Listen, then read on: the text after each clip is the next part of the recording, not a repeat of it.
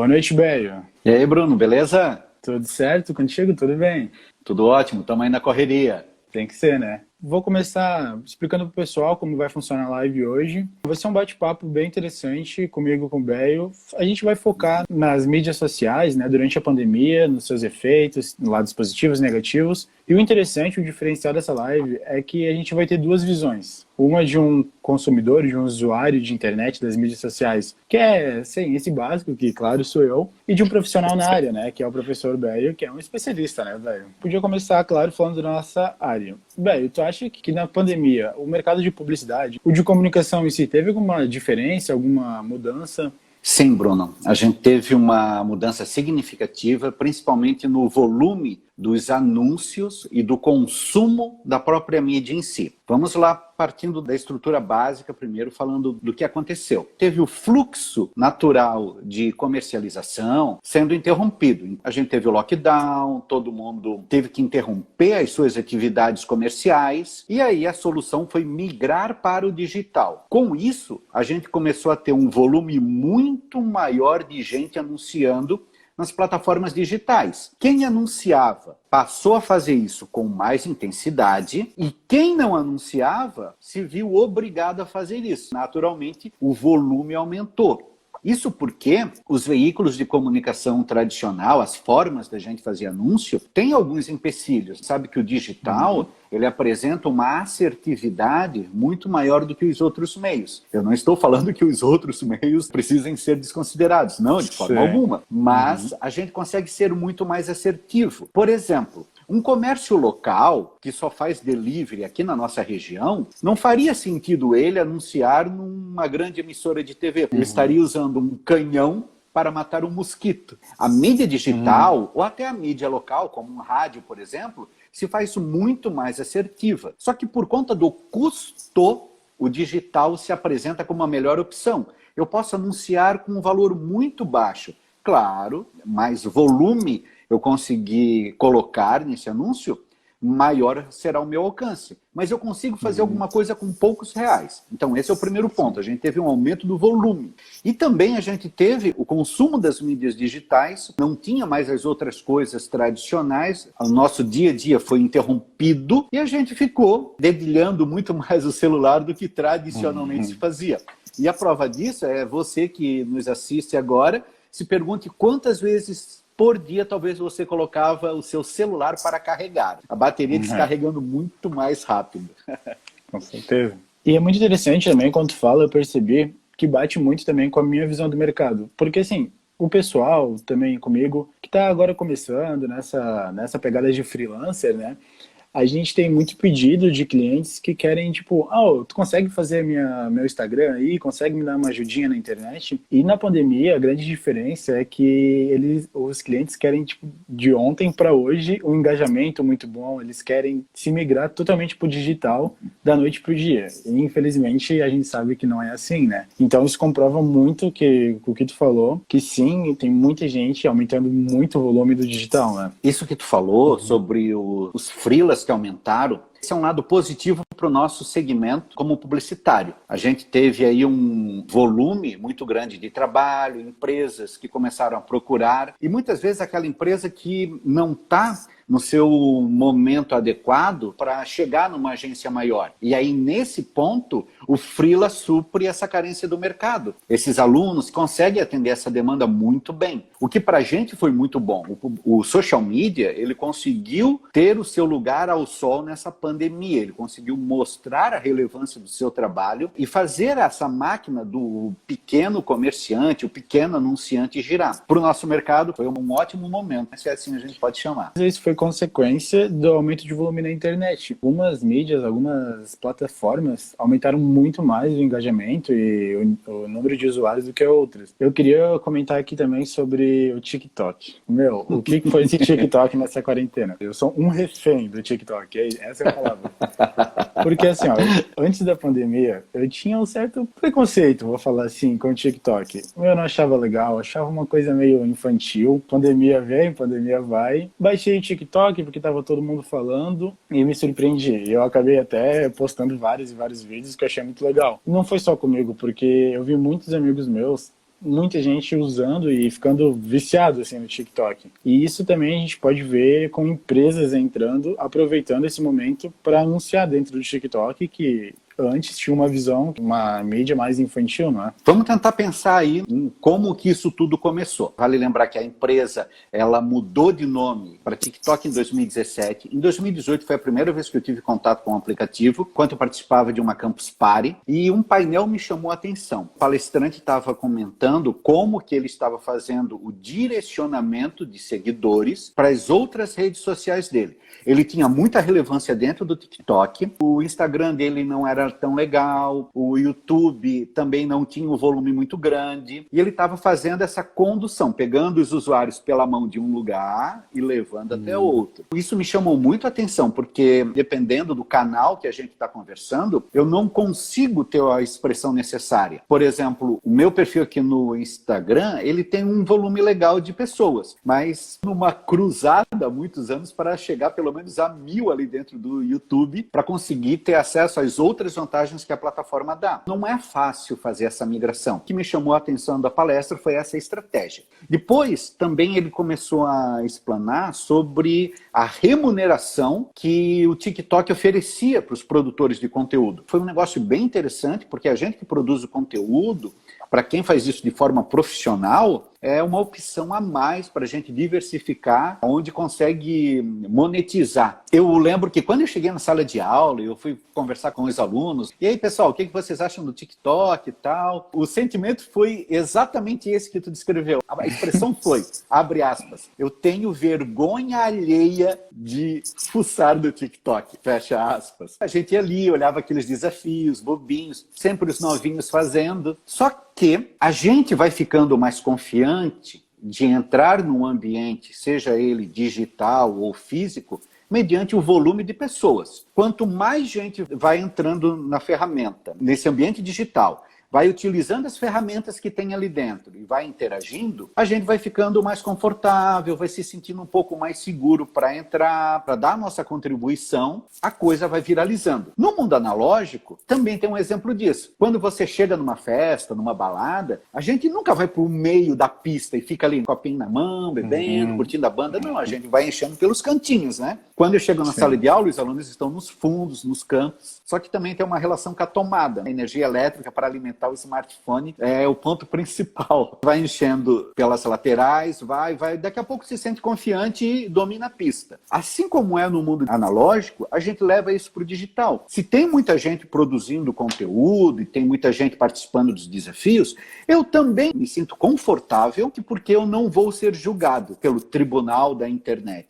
Se a gente puxar pela memória, isso aconteceu também com outras redes sociais. Quem é mais novo não se lembra, mas a gente teve o boom do Orkutão, antes dele a gente teve o Fotolog, que a gente foi tomando algumas coisas. O brasileiro faz isso, de entrar assim com força total e dominar tudo. E o TikTok, ele veio no momento que a gente precisava dar aquela espairecida. Porque chega no momento que a gente fica saturado da informação, e nesse caso exclusivo da pandemia, a gente se sente saturado de tanta notícia ruim. E tu quer dar uma aliviada. Para quem fica zapeando na TV, é só notícias ruins. Eu não estou criticando os veículos de comunicação, porque é a pauta do momento. Se faz necessário. Mas a gente que está com a cabeça a mil, sendo impactado nos estudos, no trabalho, a dinâmica da família mudando, isso vai saturando, vai mexendo com a nossa saúde mental. Quando se apresenta algo leve, descontraído, que casa com esse momento de leveza que eu quero, o TikTok casou perfeitamente. Porque eu não queria mais abrir a minha rede social e ver textão, ver mimimi, assuntos partidários, políticos. Não, eu não queria ver nada disso. Eu queria abrir, dar boas risadas, brincar com meu filho, com meu cachorro, com os meus amigos, tentar interagir digitalmente com os meus colegas. Era isso que eu queria. O êxito do TikTok, ao meu ver, casou com vários itens. O momento da pandemia foi fundamental para isso, o teor de leveza que ele traz é legal. Também aquela coisa da gente se sentir protegido no meio da multidão. No meio da multidão, todo mundo é um anônimo, senão vai ser julgado pelo tribunal da internet e tudo faz sentido. E agora vai ser difícil a gente se libertar do TikTok. Mas que bom, é uma nova plataforma aí. Eu admito que eu tô gostando, eu admito. Eu achei muito interessante na tua fala quando tu disse sobre a saturação, né? Isso não aconteceu só dentro do TikTok, eu imagino. Nas lives, como a gente tá fazendo agora. Tu não acha que aconteceu tanta que agora o ritmo e o acesso do pessoal, dos usuários, tá começando a saturar um pouco, o pessoal tá começando a ficar mais de nariz torcido em live de Instagram, ou até mesmo no YouTube, que a gente podia ver os artistas bem no começo da quarentena, né, da pandemia, fazendo live atrás de live e agora tá dando uma freada. Tu acha que isso é reflexo também de uma saturação? Vamos tentar puxar pela memória. Sempre teve lives. Elas não eram tão exploradas. Quem tinha o hábito de fazer live, quem explorava muito bem esse recurso, e eu não digo só as lives aqui pelo Instagram, mas lives pelo YouTube, que já eram recorrentes. Vamos lembrar que a live não foi algo que nasceu com a pandemia. Sim. A gente só abraçou ela para ter essa distração a mais, né, para sentir esse momento. A live, ela também starta 2 sentimentos com o usuário. Primeiro, é o sentimento de, acontecendo a live, eu preciso consumir aquilo naquele momento. Fico com aquele gatilho. E o sentimento de emergência. Urgência e emergência. Por quê? Eu preciso consumir ela, porque senão ela vai desaparecer. Lembrando que um produtor de conteúdo profissional, ele pega a live, ele vai baixar, ele vai editar, vai aproveitar ela no IGTV, vai aproveitar ela no YouTube. Só que eu queria ter esse sentimento de união, de ao vivo, de estar assistindo o meu artista, estar interagindo com ele, lendo um comentário, rindo daquilo, de forma síncrona, ou seja, em tempo real, e não assíncrona, como a gente faz quando coloca um vídeo para rodar no YouTube, por exemplo. Eu queria ser parte de alguma coisa, participar de algo. Esses elementos fizeram com que os usuários tivessem uma boa sintonia, que desse match nessa relação entre o produto que estava sendo ofertado e esse meu desejo de consumo. Para quem está nos assistindo e puxar um pouquinho pela memória, pense quanto tempo você passou na frente de uma tela no começo da pandemia, no começo do lockdown. Eu queria consumir tudo que estava vindo. Eu queria ver live, mas eu queria fazer os cursos que estavam sendo liberados gratuitamente na internet. Eu queria saber das notícias. Eu queria ver como é que as marcas estavam se posicionando. Eu queria tudo ao mesmo tempo agora. Fez com que eu ficasse muito cansado, consumindo as minhas energias. Depois de um tempo, eu vi que isso já não era mais viável e a minha atenção passou a ser mais seletiva. Comecei a escolher com mais calma aquilo que eu queria consumir. O usuário vai ficando cansado. O que a gente também tem que refletir, para uma marca que nunca fez absolutamente nada nesse sentido, ela querer aparecer, depois não dar sequência, é uma traição com o seu usuário, que é muito diferente de quando você já tem o hábito de fazer isso. Por exemplo, o plugin já tem uma sintonia muito boa com a sua base de fãs, de ofertar esse conteúdo, essa interação. Vocês perguntam, vocês questionam conteúdo, faz live, convida o público, a audiência a participar. Agora imagine um programa de TV de uma emissora local que não faz absolutamente nada, que nunca deu bola alguma para quem está assistindo ele e que agora resolve, sem mais e nem menos, ofertar o conteúdo online. Penso que mais do que ofertar o conteúdo é a gente manter esse relacionamento, esse olho no olho que é tão legal com a nossa base de fãs. Além das lives acontecerem num volume muito grande, elas também davam preferência para a mesma faixa etária de horário. Tem muita gente falando ao mesmo tempo. É o nosso horário nobre da internet. É a melhor fatia do bolo, onde o pessoal está em casa, está mais relaxado, consegue mexer no celular aqui com um pouquinho mais de atenção. Só que quando tem muita gente falando ao mesmo tempo, a gente tem um ruído de comunicação. É como no meio de uma festa, eu queria passar um recado importante, eu não consigo fazer isso. Eu tenho que conversar com as pessoas antes dela entrar naquele evento de uma forma diferenciada. Quando todos berram ao mesmo tempo, ninguém é ouvido. A relação do que está sendo ofertado nesse mesmo horário. Tinha marcas que até tinham uma proposta legal, e aí no mesmo horário tinha o Leandro Carnal, o professor Cortella, o professor Ronaldo Lemos, caras ótimos, produzindo conteúdo online. Vou assistir quem? Vou assistir os caras que eu me espelho. Essa briga desleal faz com que algumas lives tivessem muitas pessoas e outras poucas pessoas. Mas a lição que a gente tira disso como publicitário, que mesmo que tenha um volume baixo de pessoa naquele momento, quem produz o conteúdo entende que ele é atemporal. Eu já produzo conteúdo com essa expertise para depois aproveitar isso no IGTV, aproveitar no YouTube, fazer os nuggets, né, os pequenos videozinhos e compartilhar nas minhas redes sociais com os melhores momentos. O cara que é produtor de conteúdo ou a marca que tem um bom profissional, um bom estagiário por trás, vai conseguir fazer isso de uma forma muito mais assertiva. E a gente já tem pesquisas científicas, inclusive o professor Clóvis Reis compartilhou essa informação no nosso grupo de WhatsApp aqui dos professores, falando do percentual de queda de audiência que a gente teve nas lives. Porque, assim como tudo nessa pandemia, chegou o momento que as lives deram a sua saturada, estagnaram um pouco. Teve nessa montanha russa de audiência dentro das lives. E, bem, a gente já falou aqui sobre a mídia social sendo utilizada como entretenimento, o TikTok, como uma forma de aliviar as informações. Quando o consumidor ele quer buscar informação de confiança, ele quer se informar perante a pandemia. Tu acha que a internet é um bom lugar para isso ou tu acha que precisa ter cuidados, precisam ser utilizadas técnicas a mais para não cair nas famosas fake news? Tu acha que a internet pode sim ser usada para buscar informações? Essa é a grande questão que a gente se faz. Vamos pensar em dois tipos de usuário. Tradicional, que é o nosso público recorrente, que já está habituado em separar uma informação de uma fake news, o falso do fake. E a gente tem o usuário que é o recém-chegado, o calouro, podemos assim dizer. E a gente acha que tem poucas pessoas. A pandemia mostrou a quantidade de pessoas que não estavam conectadas. E o melhor exemplo disso era aquelas pessoas que sequer sabiam abrir uma conta digital para receber o auxílio ou preencher os seus dados. A própria Caixa Econômica descobriu, durante a pandemia, mais de 50 milhões de usuários que não estavam nessa metodologia tradicional de contabilizar a população. Pessoas que estavam com CPF irregular, pessoas que, aos olhos do governo, nunca existiram.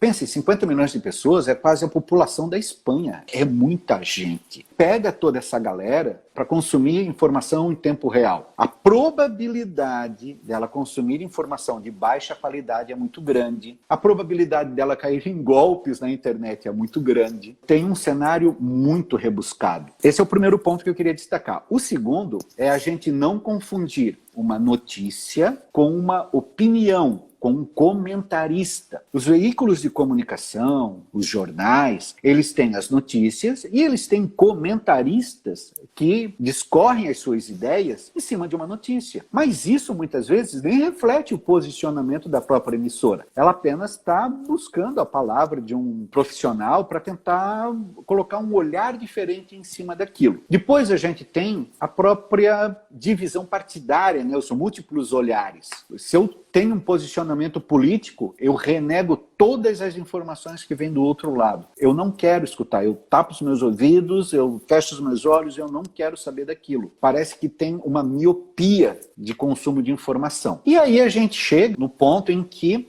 as pessoas não sabem separar um veículo sério de um veículo que tem posicionamento político e que produz conteúdo com uma determinada finalidade. Uma fake news, quando ela é produzida, um dos principais objetivos dela, muita gente pode pensar que é desestruturar politicamente alguma coisa, ou ter uma vantagem econômica. Um dos principais motivadores dela ser produzida é a monetização. Se eu faço uma notícia bombástica, mesmo que ela seja mentira, eu atraio muita gente para esse canal. E se muita gente vai para essa página de internet, os anúncios que estão ali vão monetizar. Tem uma motivação simplesmente financeira atrás disso. E você que está nos assistindo ajuda para isso. Cada vez que a gente clica naquele linkzinho que vem no WhatsApp, aquela informação aí tu pensa, puxa vida, será que isso é verdade?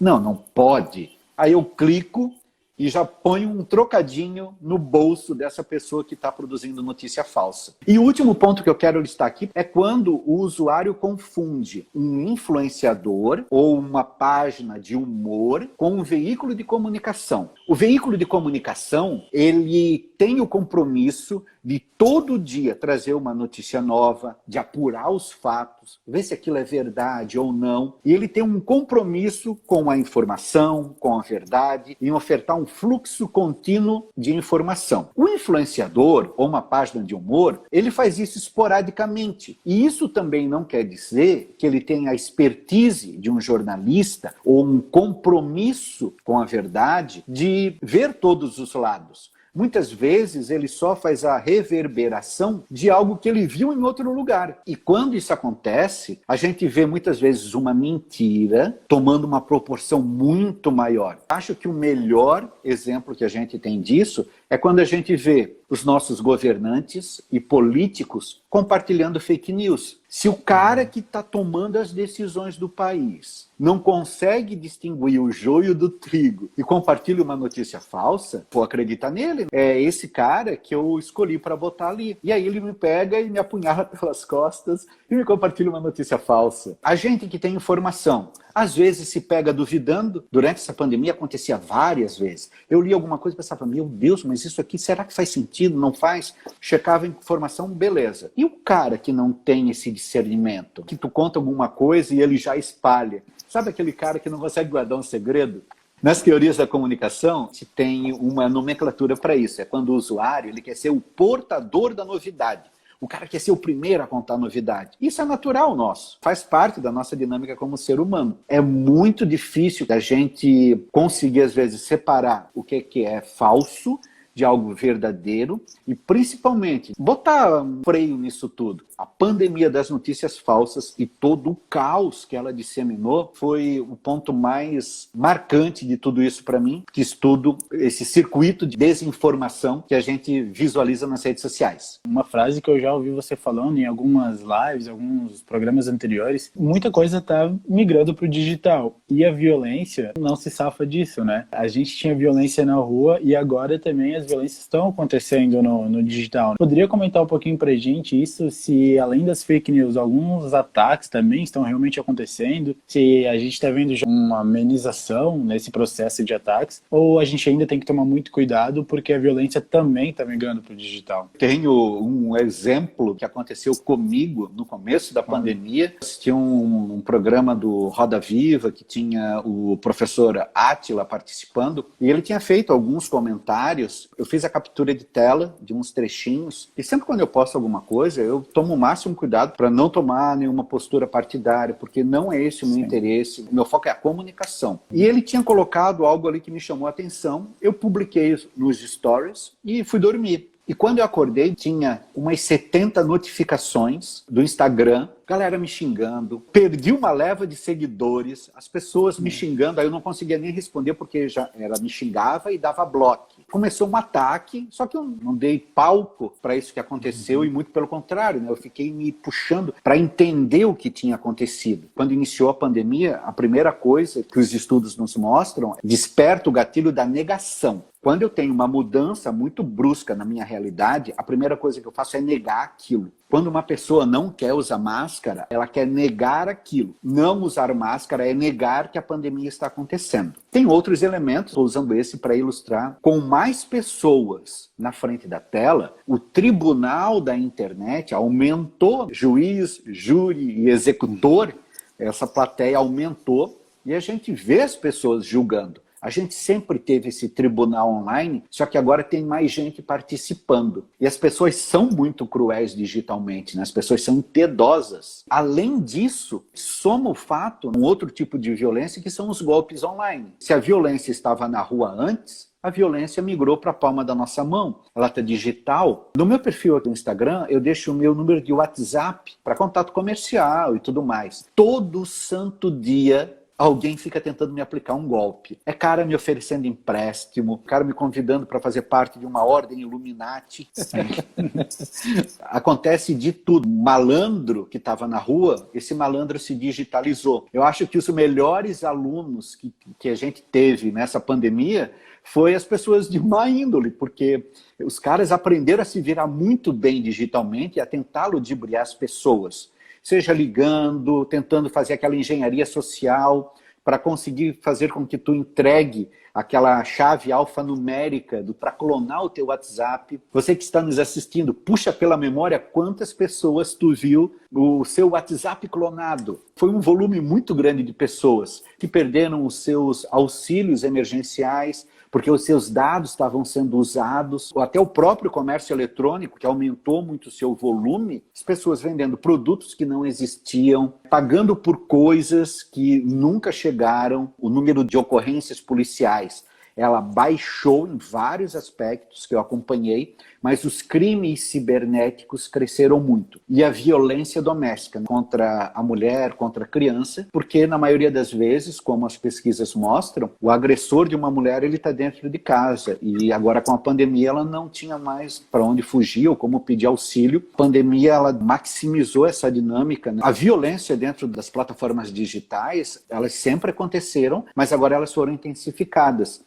E digo mais, a própria violência, ela não precisa às vezes ser tão escancarada assim. Mas sabe aquele comentário maldoso que a gente faz às vezes na live de alguém, ou quando alguém posta o conteúdo? Quem está fazendo esse comentário pode estar numa vibe de humor, colocando aquele comentário com uma intenção.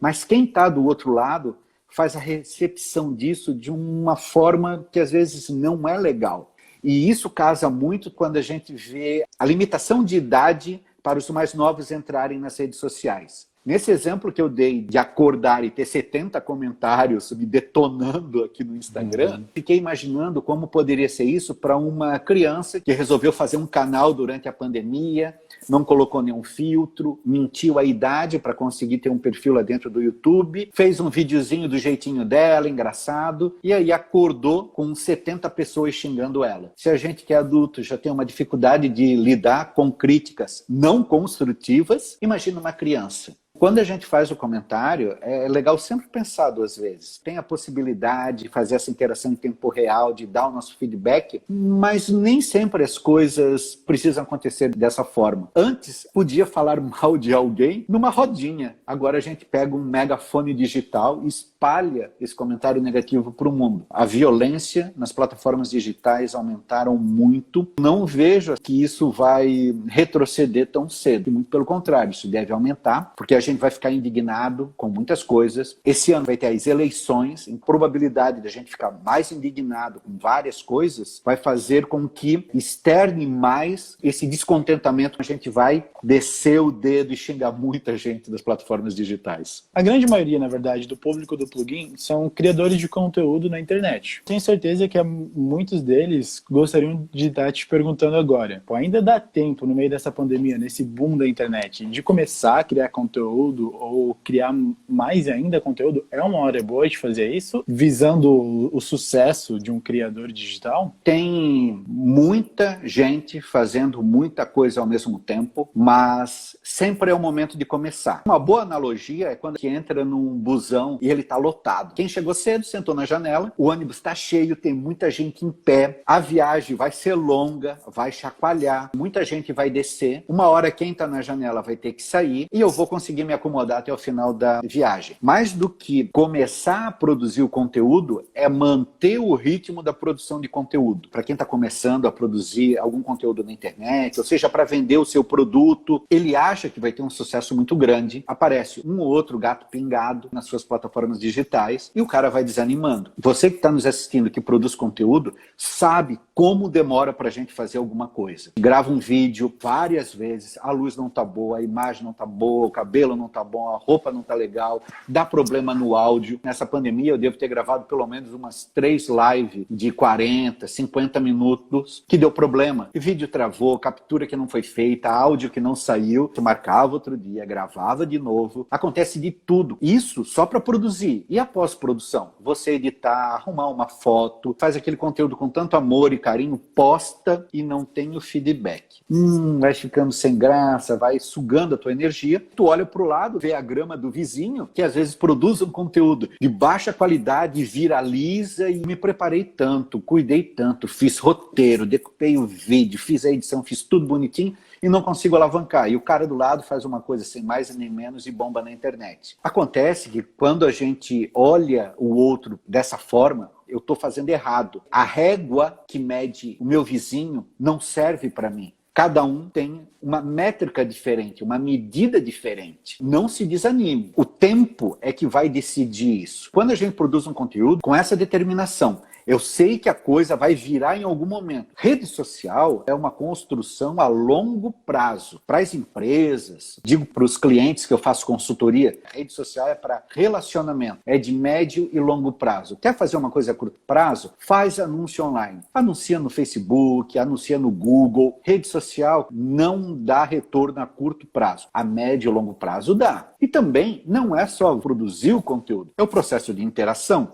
Quando a gente vê uma marca que produz vídeos legais, mas ela não se dá o trabalho de dar um like num comentário que a pessoa deixou, ver os perfis, os stories das pessoas que ela está seguindo, ou sequer seguir de volta, pensem como ações simples que poderiam dar um retorno. Pensa naquela marca que tu gosta, aquele produto que tu evangeliza, se ele passasse a te seguir e comentasse alguma coisa tua, ou simplesmente só curtisse uma foto tua. Perfis, tem muita gente seguindo eles que eles não conseguem dar atenção. Mas pensem isso para uma marca pequena. Ela não quer seguir ninguém, ela não quer interagir com ninguém, mas ela quer que todo mundo fale com ela. Sabe aquela lógica? Eu ando na rua, cabeça baixa, não dou um bom dia para ninguém, não falo com ninguém, entro mudo, saio calado, e aí eu quero que no dia do meu aniversário todo mundo me dê parabéns, me dê presente, tapinha nas costas. Se tu não interage, ninguém vai interagir contigo. Quando eu dou uma consultoria, eu explico para os meus clientes que uma coisa é tu ter a produção de conteúdo, eu ter alguém com expertise que produz as coisas. Mas o ponto principal é a interação. Rede social sem interação, tira no pé. Eu tenho que ter aquele profissional que comenta, curte, que assiste os stories, que segue de volta, que faz o filtro, que eu vou deixar um direct, vou deixar para todo mundo? Não, tem que olhar quem é o perfil. Esses tempos, uma panificadora lá do Nordeste me mandou uma mensagem dizendo: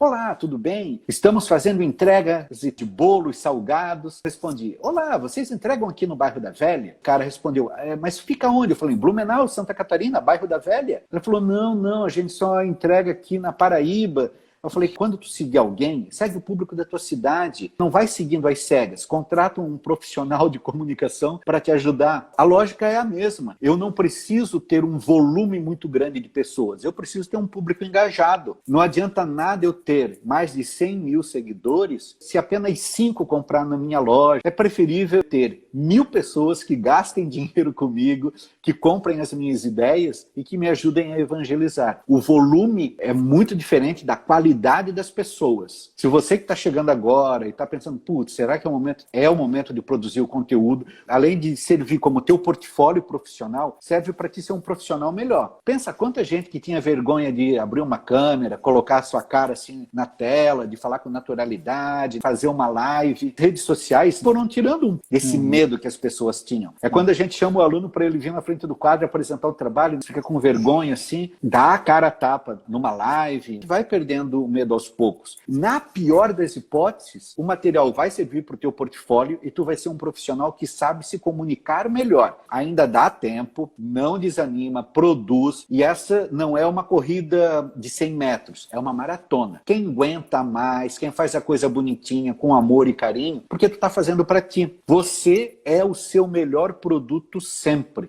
Confie no seu potencial e não desista. Quando a gente fala criador de conteúdo hoje, eu acho que a gente podia falar criador, estrategista, comunicador, porque olha, a concorrência tá... Bem, o Instagram é conhecido por travar batalhas com outros aplicativos, para continuar competitivo no mercado. O Instagram fez isso com os stories do Snapchat, com o IGTV, e agora ele também fez com o Reels, né, do TikTok. Facebook, Instagram, WhatsApp, as 3 maiores redes sociais do Brasil são de uma única pessoa. E esse cara faz as regras como ele quer. Quando uma empresa ela só existe dentro do Instagram ou só existe dentro do Facebook, ela não existe em lugar nenhum, porque nada disso aqui é dela, isso aqui é do Zuckerberg. Por isso que a gente tem que ter a nossa plataforma própria e a gente tem que estar espalhado digitalmente. É muito dolorido tu produzir o conteúdo para um lugar só. Tem que produzir o conteúdo com mais expertise. Agora tem essas novas funcionalidades dentro do Instagram e que é legal a gente participar também. A gente produz o conteúdo multitela. Se eu produzo um conteúdo lá para o TikTok, eu penso nele numa versão que eu posso utilizar no Instagram e que talvez eu possa aproveitar aproveitar uma somatória disso até num vídeo no YouTube. Assim, eu otimizo muito mais os roteiros que eu faço e a própria estratégia. Imaginem várias cestas para eu depositar as minhas estratégias. Alguma delas vai me dar um retorno. E na pior das hipóteses, eu vou estar pulverizado digitalmente. Antes era só o feed, depois feed stories, depois apareceu o IGTV. E assim vai indo, né? Cada vez vai agregando uma coisa a mais que eu tenho que prestar atenção. E por isso a importância também da gente sempre estar experimentando todas as plataformas, né? Porque ninguém imaginava o boom que o TikTok teve. Quem sabe amanhã o Snapchat volte com toda aquela força. Experimentar todas as plataformas para quem é criador, para quem nessa área de comunicação é muito importante. Ninguém sabe o amanhã, né? Como tu falou, ninguém tem a bola de cristal. Nossa live está chegando no fim. Queria te agradecer muito pela participação, foi muito produtiva, teu local de fala, a gente te agradece muito, se quiseres comentar alguma coisa. Agradeço o convite, agradeço o pessoal do Plugin, quero deixar os meus parabéns. Vira e mexe, eu fico acompanhando vocês, é muito legal o trabalho que vocês desenvolvem, é uma plataforma de experimentação. Eu gostaria de ter todas essas oportunidades na minha época de aluno, que é o nosso Plugin analógico. Eu fico bastante feliz em ver a galera produzindo, a qualidade do que vocês fazem, e é muito legal esse olhar novo, sem vício e tudo mais. E fico feliz em poder dar minha pequena colaboração para a galera que está nos assistindo. Precisando, pode me chamar que eu estou às ordens. Com certeza. Muito obrigado, velho. Obrigado pela participação. Valeu!